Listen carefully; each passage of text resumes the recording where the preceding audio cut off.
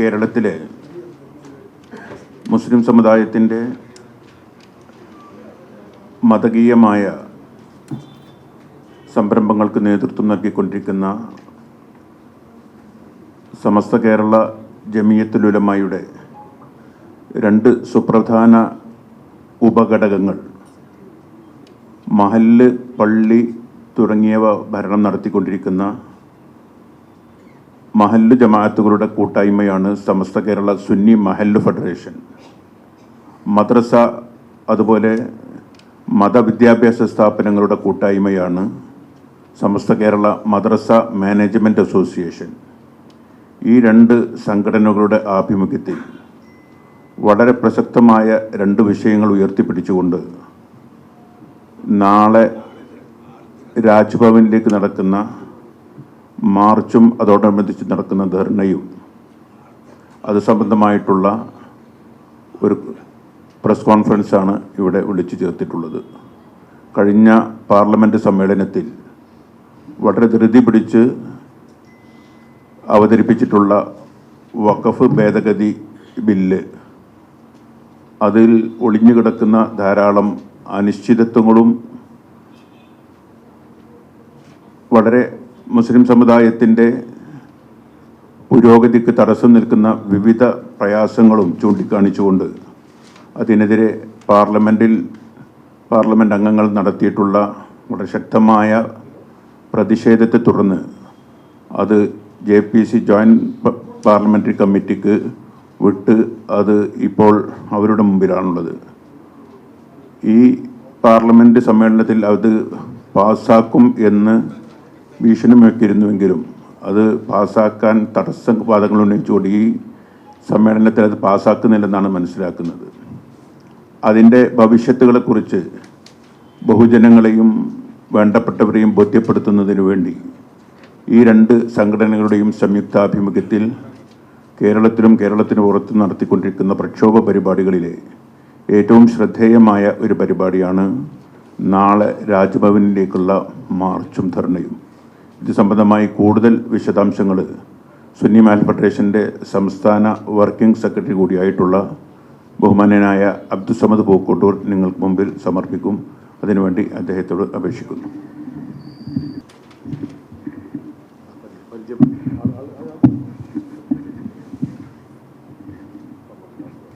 നമസ്കാരം.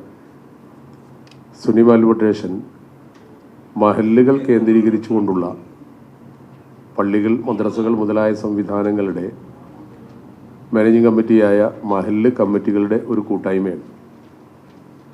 നമ്മൾ ഈ വിഷയം വളരെ ശ്രദ്ധേയമായി ഈ വഖഫ് ബിൽ അവതരിപ്പിച്ച അന്ന് മുതൽ ജനശ്രദ്ധയിൽ കൊണ്ടുവരാനും അതിനുവേണ്ട നടപടിക്രമങ്ങളെക്കുറിച്ച് ആലോചിക്കുവാനുമൊക്കെ കൂടിയാലോചിച്ചതിൻ്റെ ഭാഗമായിട്ടാണ് നാളെ തിരുവനന്തപുരത്ത് രാജ്ഭവനിലേക്ക് ഒരു മാർച്ച് സംഘടിപ്പിച്ചിരിക്കുന്നത്.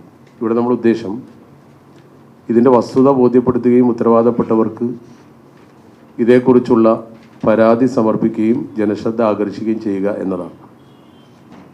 വഖഫ് എന്ന് പറയുന്നത് ദൈവത്തിന് വേണ്ടി അർപ്പിക്കപ്പെടുന്ന പരലോക പ്രീതിക്ക് വേണ്ടി ഏതെങ്കിലും ഒരു വസ്തു നമ്മൾ തടഞ്ഞു വെക്കുന്ന അല്ലെങ്കിൽ അതിൻ്റെ ഉപകാരം സിദ്ധിക്കത്തക്ക വിധം അത് പ്രത്യേകമായി ഡെഡിക്കേറ്റഡ് പ്രോപ്പർട്ടിയോ ഗോഡായി വെക്കുന്ന ഒരു സംവിധാനമാണെന്ന് നിങ്ങൾക്കൊക്കെ അറിയാം. ഇത് കൈകാര്യം ചെയ്യുന്ന ഓരോ സംസ്ഥാനത്തെയും ബോഡിയാണ് വഖഫ് ബോർഡ്, അതുപോലെ കേന്ദ്ര വഖഫ് ബോർഡ്. ഇപ്പോൾ നമ്മുടെ സംസ്ഥാനത്തും മറ്റ് സംസ്ഥാനങ്ങളിലുമുള്ള വഖഫ് ബോർഡിൻ്റെ ഘടന പരിശോധിച്ചാൽ ആദ്യമായി കേന്ദ്ര ഗവൺമെൻറ് ഈ ബില്ലിലൂടെ ചെയ്യുന്നത് ഇതിൻ്റെ ഘടന തിരുത്തി എഴുതുക എന്നതാണ്. ഇപ്പോൾ നമ്മുടെ വഖഫ് ബോർഡ് രൂപീകരിക്കുന്നത് ഒരു MP, 2 MLA മാർ, ബാർ കൗൺസിലിൽ നിന്നൊരംഗം, അതുപോലെ തന്നെ 1 ലക്ഷത്തിൽ കൂടുതലോ 1 ലക്ഷമോ വരുമാനമുള്ള ടേൺ ഓവറുള്ള മഹല്ലിൽ നിന്ന് കൃത്യമായി അതിൻ്റെ വിഹിതം വഖഫ് ബോർഡിൽ അടച്ചുകൊണ്ടിരിക്കുന്ന നിബന്ധനകൾ പാലിക്കുന്ന ഓരോ മുത്തവല്ലിമാർ അല്ലെങ്കിൽ വഖഫ് കൈകാര്യം ചെയ്യുന്നവർ വോട്ട് ചെയ്ത് തിരഞ്ഞെടുക്കുന്ന 2 പേര്, അതുപോലെ തന്നെ ഒരു പണ്ഡിതനും ഗവൺമെൻറ് സെക്രട്ടറിയും പിന്നെ ജനറലിൽ നിന്നുള്ള ഗവൺമെൻറ് തീരുമാനിക്കുന്ന 2 പേരും. ഇങ്ങനെയാണ് വഖഫ് ബോർഡ് തിരഞ്ഞെടുക്കുന്നത്. പക്ഷേ ഇനി government MP, MLA, bar council, മുത്തവല്ലിമാർ ഇതൊന്നും തെരഞ്ഞെടുപ്പ് വേണ്ട, നേരിട്ടുള്ള നോമിനേഷൻ വഴി തിരഞ്ഞെടുക്കുമെന്നാണ് പറയുന്നത്. അതിൻ്റെ ഉദ്ദേശം വളരെ വ്യക്തമാണ്. കേന്ദ്രം ഭരിക്കുന്ന ഗവൺമെൻറ്റിന് അവർക്ക് അധികാരമുള്ള സംസ്ഥാനങ്ങളിലൊന്നും മുസ്ലിം MP-മാരോ MLA-മാരോ ഇല്ലാത്തതുകൊണ്ട് സ്വാഭാവികമായും പ്രതിപക്ഷത്തു നിന്നും ആളെ എടുക്കേണ്ടി വരും. അതിലവർക്ക് ചില പ്രയാസങ്ങളുണ്ട് എന്നതുകൊണ്ട് തന്നെ തെരഞ്ഞെടുപ്പ് മാറ്റിവെച്ച് നോമിനേഷൻ ആക്കുകയും ഇവരൊന്നും മുസ്ലിങ്ങളാകണമെന്ന നിർബന്ധമില്ല എന്നൊരു നിയമം കൊണ്ടുവരികയും നിർബന്ധമായും വഖഫ് ബോർഡിൽ 2 അമുസ്ലിങ്ങൾ വേണമെന്ന നിയമം അവർ കൊണ്ടുവരികയും ചെയ്തിരിക്കുന്നു. ഈ ഘടനാ മാറ്റത്തിലൂടെ പൂർണ്ണമായും ഗവൺമെൻറ് ഒരു മതസംവിധാനത്തിന് മേൽ അല്ലെങ്കിൽ ഗവൺമെൻറ് അനുവദിച്ച ഒരു ഭരണഘടനാ ദത്തമായ അവകാശത്തിന്മേൽ നിയമക്കുരുക്ക് കൊണ്ടുവന്ന് കൈവെക്കുകയാണ് എന്നത് വളരെ വ്യക്തമാണ്. അത് രാജ്യത്തെ മുസ്ലിം സമൂഹം അനുഭവിച്ചു കൊണ്ടിരിക്കുന്ന മുസ്ലിം പേഴ്സണൽ ലോക്ക് എതിരാണ്. അതാണ് ഞങ്ങൾക്ക് ഒന്നാമതായി ഇതിൽ സൂചിപ്പിക്കാനുള്ളത്. ഇതിൻ്റെ ഘടന മാറ്റേണ്ട യാതൊരു ആവശ്യവും ഇപ്പോഴില്ല. വഖഫിൻ്റെ കയ്യേറ്റം തടയലാണെങ്കിൽ മുസ്ലിങ്ങൾ കയ്യേറുന്നുണ്ട്, അമുസ്ലിങ്ങൾ കയ്യേറുന്നുണ്ട്, ഗവൺമെൻറ്റാണ് ഏറ്റവും കൂടുതൽ കയ്യേറിയിട്ടുള്ളത്. അതിനാവശ്യമായ നിയമങ്ങൾ കൊണ്ടുവരിക എന്നതിന് പകരം ഇതിൻ്റെ ഘടന മാറ്റേണ്ട ആവശ്യമില്ലല്ലോ. മറ്റൊന്ന്, മുഴുവൻ നോമിനേഷനിലൂടെ കൊണ്ടുവരുമ്പോഴും 2 പേർ അമുസ്ലിങ്ങളായിരിക്കണമെന്ന് പറയുമ്പോഴും ഇതിൻ്റെ പ്രധാന ഉദ്യോഗസ്ഥനായ CEO മുസ്ലിം ആകണമെന്ന പഴയകാല നിയമത്തെ മാറ്റുന്നു. നേരത്തെ ഇവിടെ നിലവിലുള്ള നിയമം അനുസരിച്ച് CEO മുസ്ലിം ആകണമെന്ന നിയമമാണ്. ബാർ കൗൺസിൽ മെമ്പർ മുസ്ലിം ആകണമെന്ന നിയമമാണ്. MLA-മാരും MP-മാരും മുസ്ലിങ്ങളാകണമെന്ന നിയമമാണ്. കാരണം അങ്ങനെ ഒരു സമൂഹത്തോട് ഫേവർ ചെയ്യുകയല്ല. നമ്മുടെ രാജ്യത്തെ നിയമം അനുസരിച്ച് വഖഫ് is a personal law subject. Personal law subject ആകുമ്പോൾ സ്വാഭാവികമായും recognised by the Muslim personal law 1937. 1937 നമ്മുടെ രാജ്യത്തെ മുസ്ലിം ന്യൂനപക്ഷത്തിനുള്ള അവകാശമായ മുസ്ലിം പേഴ്സണൽ ലോയിൽ ഉൾപ്പെട്ട കാര്യങ്ങളിൽ ഒന്നാണ് വഖഫ്. അതുകൊണ്ട് തന്നെ അത് അവരുടെ മതപരമായ രീതിയിൽ കൈകാര്യം ചെയ്യാൻ കോൺസ്റ്റിറ്റ്യൂഷണൽ റൈറ്റ് ഉണ്ട്. ഈ കോൺസ്റ്റിറ്റ്യൂഷണൽ റൈറ്റിനെയാണ് ഇവിടെ ചോദ്യം ചെയ്യുന്നത്. രണ്ടാമത്തേത്, ഇതിന് പേരിട്ടിരിക്കുന്നത് തന്നെ ഇതിൻ്റെ ഒരു പുരോഗതി എന്ന രീതിയിലാണ് പേരിട്ടിരിക്കുന്നത്. ഇതിൻ്റെ ഭരണഘടനയിൽ തന്നെ പറയുന്നുണ്ട് ഈ നിയമത്തിനിട്ടിരിക്കുന്ന പേര് ശരിക്ക് ഇതിനോട് യോജിച്ചതല്ല. അതുകൊണ്ടാണ് മിസ്നോമർ എന്നതിനെ കുറിച്ച് പറയാൻ കാരണം. വഖഫിൻ്റെ പുരോഗതിക്കല്ലത് കൊണ്ടുവന്നിരിക്കുന്നത്. മറ്റൊരു പ്രധാനപ്പെട്ട കാര്യം, ഒരുപാട് വഖഫ് സ്വത്തുക്കൾ മുസ്ലിം സമൂഹത്തിൻ്റെ സ്ഥാപനങ്ങൾക്ക് നഷ്ടമാകും. അതിൻ്റെ കാരണം 3 രീതിയിൽ നമ്മുടെ കേരളം പോലുള്ള സംസ്ഥാനങ്ങളൊക്കെ വഖഫ് നിലനിൽക്കുന്നുണ്ട്. ഒന്ന് ഓറൽ, അതുപോലെ തന്നെ ബൈ യൂസർ, മൂന്നാമത്തെ ബൈ ഡീഡ്.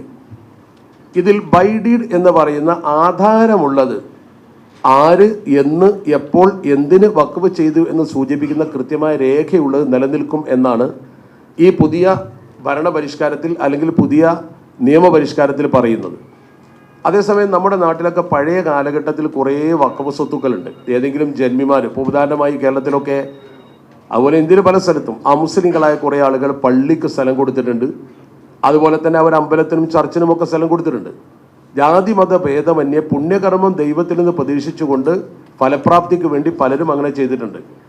അങ്ങനെ വലിയ ജന്മിമാർ വഖഫ് ചെയ്തത് അവർ വാക്കാൽ വഖഫ് ചെയ്തതാണ്.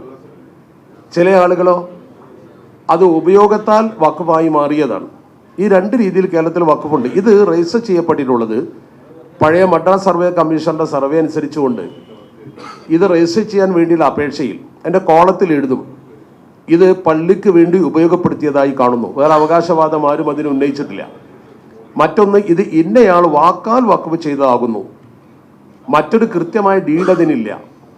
അത് കൃത്യമായി ഈ വഖഫിൻ്റെ സ്വത്തായി ഉപയോഗപ്പെടുത്തപ്പെടുകയും അതിന് കൃത്യമായി നികുതി അടക്കുകയും അതിൻ്റെ രേഖകൾ സൂക്ഷിക്കുകയും വഖഫ് ബോർഡ് രജിസ്റ്റർ ചെയ്യുകയും ചെയ്തിട്ടുണ്ട്. ഈ പുതിയ നിയമം പാസ്സായി കഴിഞ്ഞാൽ 6 മാസത്തെ കമൻസ്മെൻറ്റ് കഴിഞ്ഞതിന് ശേഷം 6 മാസം കഴിഞ്ഞാൽ എല്ലാ സ്വത്തുക്കളും വീണ്ടും അപ്ഡേറ്റ് ചെയ്യണം പോർട്ടലിൽ. അപ്പോൾ ആര് വഖഫ് ചെയ്തു, എന്തിന് വഖഫ് ചെയ്തു, അയാളുടെ പൂർണ്ണ വിവരവും അതിൻ്റെ ഡീഡും വേണം. അല്ലാത്തതൊന്നും വഖഫായി നിൽക്കില്ല. ഓറൽ വഖഫും ബയ്യൂസ് വഖഫും ഒരിക്കലും വഖഫായി നിൽക്കില്ല. ഇന്ന് ഒരു തർക്കവുമില്ലാത്തത് പോലും, ഒരു തർക്കവുമില്ലാത്ത അത്തരം സ്വത്തുക്കൾ പോലും നഷ്ടപ്പെടുമ്പോൾ പല സ്ഥലത്തും ഈ ശ്മശാനങ്ങൾ അതിൽ മറവ് ചെയ്യപ്പെട്ടുകൊണ്ടിരിക്കുന്നു. അത് ഏതെങ്കിലും ഒരു ഉദാരമതിയായ മനുഷ്യൻ്റെ അത് പള്ളിക്ക് എടുത്തുകൊള്ളട്ടെ, മറവ് ചെയ്തു കൊള്ളട്ടെ എന്ന് പറഞ്ഞ് വെച്ചതായിരിക്കും. അയാൾ വാക്കാൽ വഖഫാണ്. അതിനൊരു പക്ഷേ നമ്മൾ വഖഫ് ബോർഡ് രജിസ്റ്റർ ചെയ്യുന്നതിന് വേണ്ടി കൊടുത്തിട്ടുണ്ടാവുക ഒന്നുകിൽ ആ സ്വത്തിനെ കുറിച്ചുള്ള അടങ്കൽ വാങ്ങുമ്പോൾ അതിൽ ഈ സ്വത്ത് പള്ളിയുടേതാണെന്ന് പറഞ്ഞിട്ടുണ്ടാവും. അതല്ലെങ്കിൽ ഏതെങ്കിലും കെട്ടിടമുണ്ടെങ്കിൽ തദ്ദേശ സ്വയംഭരണ സ്ഥാപനത്തിൻ്റെ ഈ കെട്ടിടത്തെക്കുറിച്ചുള്ള വിവരണം, ഇത് മാത്രമായിരിക്കും. അതോടുകൂടി വഖഫായി അംഗീകരിക്കപ്പെട്ടു. ഇനി അത് അംഗീകരിക്കില്ല എന്നാണ് ഈ നിയമത്തിൽ പറയുന്ന ഏറ്റവും അപകടകരമായ ഒരു കാര്യം. മറ്റൊന്ന്, നമ്മുടെ ഈ വഖഫിൻ്റെ പഴയ നിയമം അനുസരിച്ച് അതിൻ്റെ രേഖ പഴയതും പുതിയതും വീടിനെ പരിശോധിക്കാവുന്നതാണ്. ആർക്കും വഖഫ് ചെയ്യാം, ജാതി മത ഭേദമന്യേ ആർക്കും വഖഫ് ചെയ്യാം. എന്നാൽ ഇപ്പോൾ ഈ പുതിയ നിയമത്തിൽ പറയുന്നത് any person practising Islam for at least 5 years ആണ്. 5 കൊല്ലം മുസ്ലിമായ ഒരു മനുഷ്യന് മാത്രമേ വഖഫ് ചെയ്യാൻ പാടുള്ളൂ. ഇത് യഥാർത്ഥത്തിൽ ഇതേക്കുറിച്ച് പറയുന്നത് violation of the civil right as well as the constitutional right. Civil റൈറ്റിനെയും കോൺസ്റ്റിറ്റ്യൂഷണൽ റൈറ്റിനെയും ഇത് വയലേറ്റ് ചെയ്യുകയാണ്. കാരണം ഒരു വ്യക്തിയെ സംബന്ധിച്ചിടത്തോളം അയാൾ മൈനർ അല്ല എങ്കിൽ അയാൾക്ക് അയാളുടെ സ്വത്ത് ഏത് പ്രദേശത്താണ്, ഇന്ത്യൻ ടെറിട്ടറിയിൽ എവിടെയാണെങ്കിലും ശരി, hold and dispose A property as per his will, അയാളുടെ താല്പര്യത്തിനനുസരിച്ച് അത് വിൽക്കാനും വിൽക്കാതിരിക്കാനും ദാനം കൊടുക്കാനും ഒക്കെ അധികാരമുണ്ട്. ഒരു വ്യക്തിക്ക് ദാനം കൊടുക്കാൻ അധികാരമുള്ളത് ഇല്ലെന്ന് പറയുന്നത് ഒരു വ്യക്തിയെ സംബന്ധിച്ച് അവൻ്റെ അവകാശത്തിനെതിരാണ്, അവന് ഭരണഘടന കൊടുത്ത അവകാശത്തിനെതിരാണ്. മറ്റൊന്ന് മതേതരത്വത്തിനെതിരാണ്. എനിക്കിപ്പോൾ അമ്പലത്തെ സഹായിക്കാം, എനിക്ക് ചർച്ചിനെ സഹായിക്കാം, എനിക്ക് പള്ളിയെ സഹായിക്കാം. ഒരു മതവിഭാഗത്തിന് മാത്രമേ അവരുടെ മതവിഭാഗത്തിന് ഇങ്ങനെ ഒരു ദാനം നൽകാൻ പാടുള്ളൂ എന്നത് ഇന്ത്യയിൽ നിലനിൽക്കുന്ന ഈ മതേതര സംവിധാനത്തിന് എതിരാണ്. അതുകൊണ്ടാണ് violation of the civil right as well as the constitutional right എന്ന് പറയുന്നത്. അങ്ങനെ നിയമം അതിൽ വരാൻ പാടില്ല. ഇന്ത്യയിൽ ഒരുപാട് വഖഫ് സ്വത്തുക്കൾ അമുസ്ലിങ്ങൾ നൽകിയിട്ടുണ്ട്, മുസ്ലിങ്ങൾ അങ്ങോട്ടും നൽകിയിട്ടുണ്ട്, ക്രിസ്ത്യാനികൾ നൽകിയിട്ടുണ്ട്. ജാതി മത ഭേദമന്യേ പരസ്പര സഹകരണം ഇന്ത്യയുടെ മുഖമുദ്രയാണ്.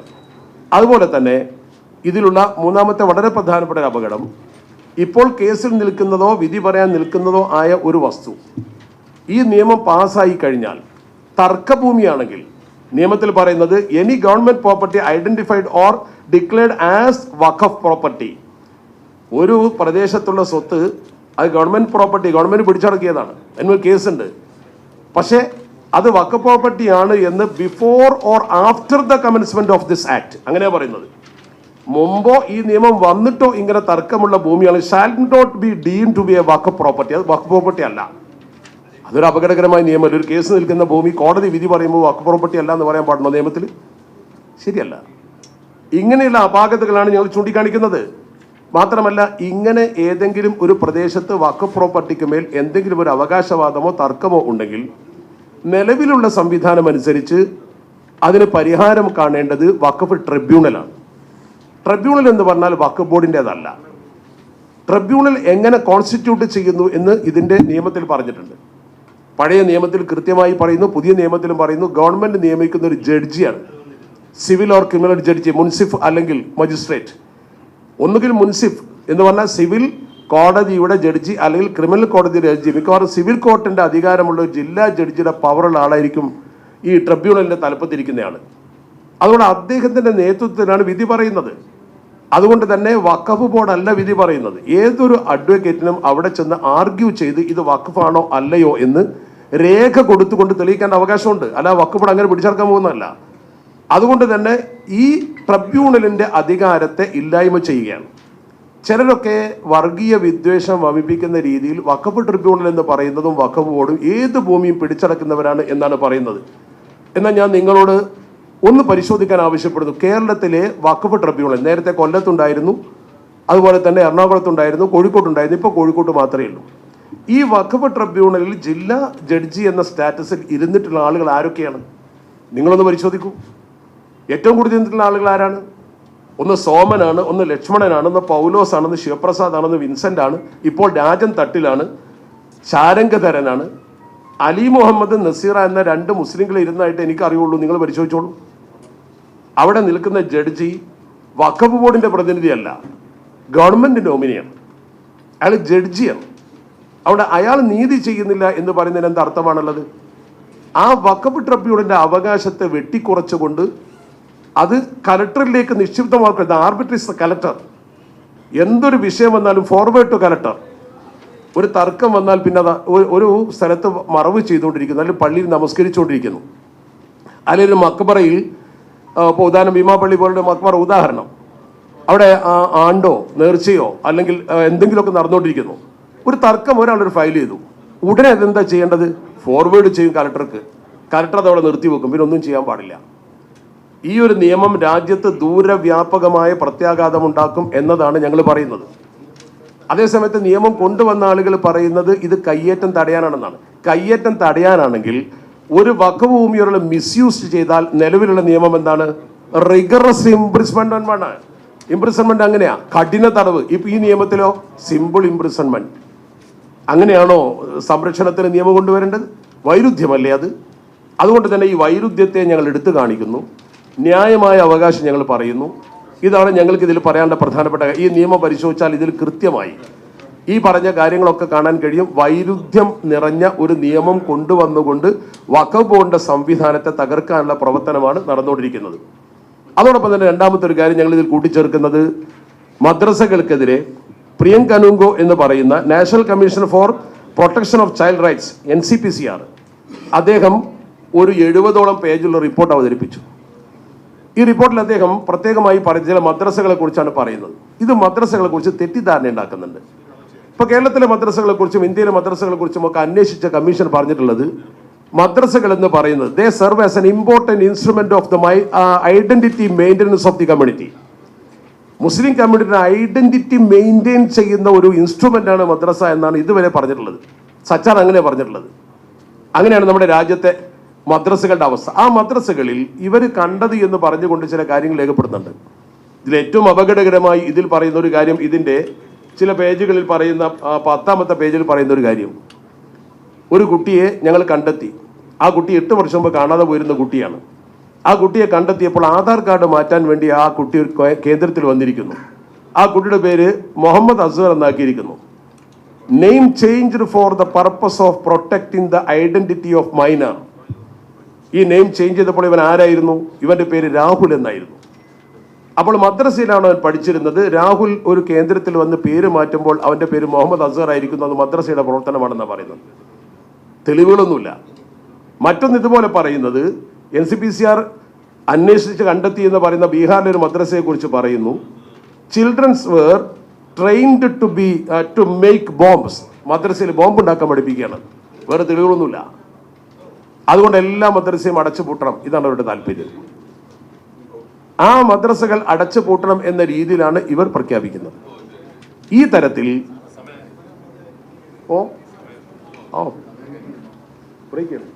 ബ്രീഫ് ചെയ്യാം. ഇതിൽ ഇത്തരം കാര്യം ഇതിനെതിരെ യഥാർത്ഥത്തിൽ കോടതിയിൽ കേസ് വരികയും കോടതി തൽക്കാലം സ്റ്റേ ചെയ്യുകയും ഇത് വിധിക്ക് കാത്തിരിക്കുകയും ചെയ്യാം. അതേസമയത്ത് നേരത്തെ ഇത് സംബന്ധമായി ഒരു കേസ് വന്ന സമയത്ത് നിങ്ങൾ കണ്ടു, യു പിയിലെ കേസിൽ വിധി വന്നു. ആ വിധിയിൽ കൃത്യമായി പറയുന്നത് മദ്രസകൾക്കുള്ള സഹായം തുടരാം, മദ്രസ ബോർഡ് തുടരാം, അത് മതേതര രാജ്യത്തെ സംവിധാനമാണെന്നാണ്. ഇവിടെ ഞങ്ങൾക്ക് പറയാനുള്ളത്, നമ്മുടെ രാജ്യം മതേതര രാജ്യമാണ്, സൗഹൃദത്തോടെ പോകുന്ന രാജ്യമാണ്. ഈ മതേതര രാജ്യത്ത് ഞാൻ നേരത്തെ പറഞ്ഞ പോലെ അങ്ങോട്ടും ഇങ്ങോട്ടുമൊക്കെയുള്ള സഹകരണങ്ങൾ ഉണ്ടായിട്ടുണ്ട്. 1206 മുതൽ 1857 വരെ 650 കൊല്ലം മുസ്ലിം ഭരണം ഇന്ത്യയിലുണ്ടായി. 48 മുസ്ലിം ഭരണാധികാരികൾ ഭരിച്ചു. ഒരുപാട് സാംസ്കാരിക സൗധങ്ങൾ ഇന്ത്യക്ക് നൽകി. അവിടെ ഒരു കോൺഫ്ലിക്റ്റ് ഉണ്ടായിട്ടില്ല. സൂഫിയാക്കളാണ് ഇസ്ലാം പ്രചരിപ്പിച്ചത്. അതിൻ്റെ ഏറ്റവും വലിയ തെളിവ് അവർക്ക് വലിയ ആദരവുണ്ടായിരുന്നു. 1588 ഡിസംബർ 28 ഇന്ത്യയിലെ ഒരു മതവിഭാഗത്തിന്റെ, 1 മിനിറ്റ് പ്ലീസ്, ആ മതവിഭാഗത്തിന്റെ ഏറ്റവും പ്രധാനപ്പെട്ട ഒരു ആരാധനാലയമായ ഹർമന്ദിർ സാഹിബ് എന്ന് പറയുന്ന സിഖുകാരുടെ ഏറ്റവും പ്രധാനപ്പെട്ട ഇന്ത്യയിലെ ഒരു വലിയ ആരാധനാലയം, ഏറ്റവും പ്രധാനമായി കാണുന്ന ആരാധനാലയം ഇന്ത്യയിൽ സുവർണക്ഷേത്രം, അത് ഇന്ത്യയിൽ സ്ഥാപിച്ചപ്പോൾ അതിന് തറക്കല്ലിട്ടതാരാ? ഒരു മുസ്ലിം സൂഫിയാണ്. എന്തുകൊണ്ട് അവർക്ക് ബ്രിട്ടീഷ് ഉദ്യോഗസ്ഥന്മാരെ കൊണ്ടുവരാമായിരുന്നില്ലേ? പ്രഗത്ഭരെ കൊണ്ടുവരാമായിരുന്നില്ലേ? 1588 ഡിസംബർ 28 ഹർമന്ദിർ സാഹിബിന് തറക്കല്ലിട്ടത് ഹസ്രത്ത് മിയാൻ മീർ എന്ന് പറയുന്ന മുസ്ലിം സൂഫിയാണ്. അത് എന്തുകൊണ്ട്? ഒരു സൗഹൃദം ഇന്ത്യയിൽ നിലനിന്നിരുന്നു. ആ സൗഹൃദം നിലനിൽക്കണമെന്നാണ് നമ്മൾ ആഗ്രഹിക്കുന്നത്. ഈ രീതിയിൽ വളർത്തിക്കൊണ്ടുവന്ന ഇസ്ലാമിക സമൂഹത്തിന്റെ ചിത്രത്തെ വികലമാക്കാൻ പള്ളികൾ പിടിച്ചടക്കുവാനും വഖഫ് പിടിച്ചടക്കുവാനും ഒക്കെയുള്ള നീക്കത്തെ ശരിക്കും എല്ലാ വിഭാഗം ആളുകളും ഒരുമിച്ചിരുന്ന് ചെറുക്കണം എന്ന് സമൂഹത്തോട് പറയാനും ഇതിൽ നിയമ നടപടികൾ ആവശ്യപ്പെടാനും ഗവൺമെന്റ് ഇത് പാസ്സാക്കാതിരിക്കാൻ JPCക്ക് നിർദ്ദേശം കൊടുക്കുവാനുമാണ് ഞങ്ങൾ ഈ സമരം നടത്തുന്നത്. ഇത്ര മാത്രമേ ഞങ്ങൾക്ക് പറയാനുള്ളൂ. വല്ലതും ക്ലാരിഫൈ ചെയ്യാണ്ടെങ്കിൽ സമയമുണ്ടെങ്കിൽ ചോദിക്കാം, അത്രമാത്രം.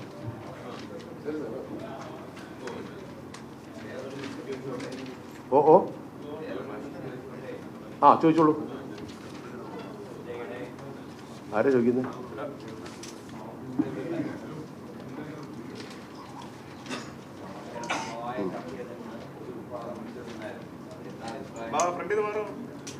ഓ കേട്ട്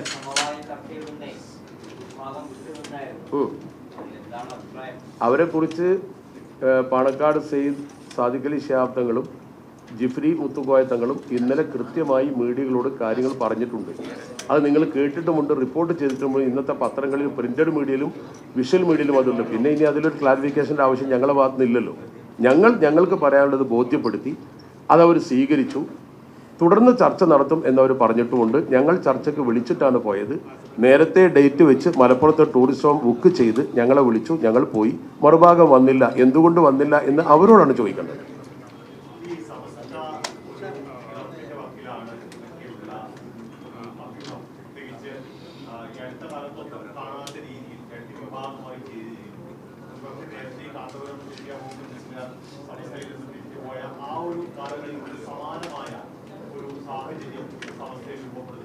ഇന്നലെ നമ്മുടെ ഉത്തരവാദപ്പെട്ട തങ്ങൾ രണ്ടുപേരും പറഞ്ഞല്ലോ, ഇത് അണികൾ തമ്മിലുള്ള അഭിപ്രായ വ്യത്യാസമാണ്. അഭിപ്രായ വ്യത്യാസം വലിയ സംഘടനയാകുമ്പോൾ സ്വാഭാവികമായി ഉണ്ടാകും.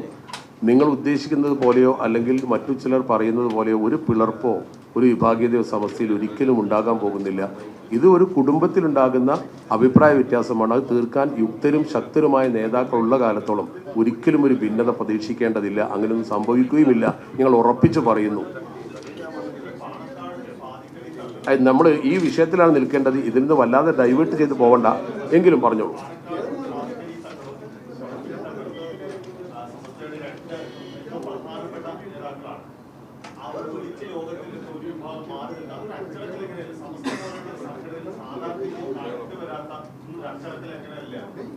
അതിനെക്കുറിച്ച് സാദിഖ് അലി ശിഹാബ് തങ്ങൾ ഇന്നലെ കാലത്തിറക്കിയ സ്റ്റേറ്റ്മെന്റ് നിങ്ങൾ കണ്ടിരിക്കുമല്ലോ. അതിനപ്പുറം പിന്നെ ഞങ്ങൾ പറയേണ്ട കാര്യം എന്താണ്? അത് നിങ്ങളാണ് റിപ്പോർട്ട് ചെയ്യേണ്ടത്. പൊതുസമൂഹം അത് വിലയിരുത്തിയിട്ടുണ്ട്. അത്രയും ഞങ്ങൾക്ക് അതിനെക്കുറിച്ച് പറയാനുള്ളൂ. പൊതുസമൂഹം അവർ വരാത്തതിനെ വിലയിരുത്തിയിട്ടുണ്ട്. അതെങ്ങനെയാണ് നിങ്ങൾക്കറിയാം. അതുകൊണ്ടായിരിക്കാം നിങ്ങളുടെ ഈ ചോദ്യം പോലും ഉന്നയിക്കപ്പെട്ടത്. ഇനി അതിന് മറുപടി ആവശ്യമില്ലല്ലോ.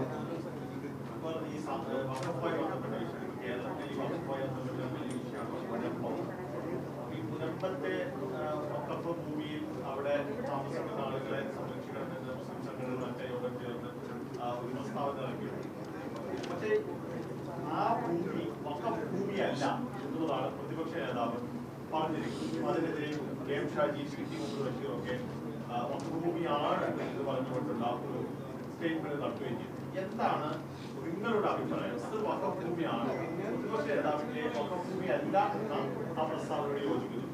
ഇവിടെ ഒരു സ്ഥലം വഖഫ് ഭൂമിയാണോ അല്ലേ എന്ന് പറയുന്നത് ഭരണകക്ഷിയോ പ്രതിപക്ഷമോ മറ്റു നേതാക്കളോ ഒന്നുമല്ല.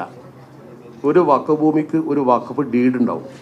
ആ വഖഫ് ഡീഡിൽ അത് വഖഫ് ചെയ്ത രീതിയും അതിൻ്റെ വിനിയോഗവും പറഞ്ഞിട്ടുണ്ടാവും. ആ വഖഫിൻ്റെ ആധാരം വെച്ച് അത് പരിശോധിച്ച് പണ്ഡിതന്മാരാണ് പറയേണ്ടത്. പണ്ഡിതന്മാർ പറയുന്നതോടുകൂടി ഈ വിഷയം അവസാനിക്കും. കേരളത്തിൽ ഒരുപാട് പണ്ഡിത സംഘടനകളുണ്ട്. അവരൊരുമിച്ചിരുന്നു കൊണ്ടോ അല്ലെങ്കിൽ സംഘടനകൾ വേറിട്ടോ അതെന്താണ് എന്ന് പറഞ്ഞാൽ ആ വിഷയം ക്ലോസായി. നമ്മളല്ല പറയേണ്ടത്.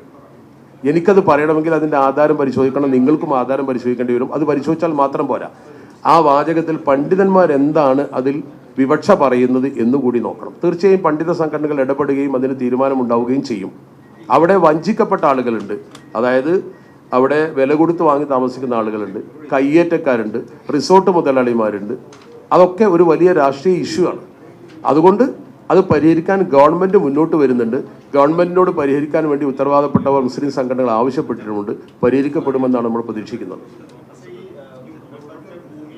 നമ്മുടെ വിഷയം മുനമ്പം വഖഫ് അല്ല. ഞാൻ വീണ്ടും ആവർത്തിക്കുന്നു. പറയൂ.